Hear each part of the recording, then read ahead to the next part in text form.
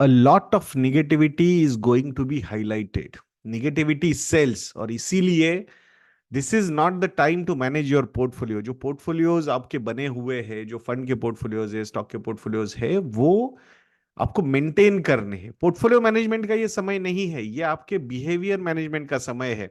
तो please confuse मत होइएगा अभी. So please stay focused on your financial goals. Financial planning को फॉलो कीजिए. अननेसेसरीली निगेटिव न्यूज से इंपैक्ट होके पोर्टफोलियोज पे डिसीजंस लेना would be quite lethal. Notional losses को परमानेंट लॉसेस में कन्वर्ट करने जैसा हो जाता है ये चीज.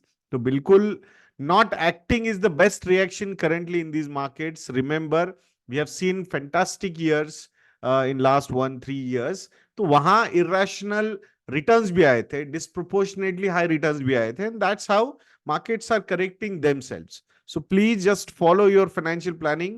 That's the most important part in this journey. Thank you.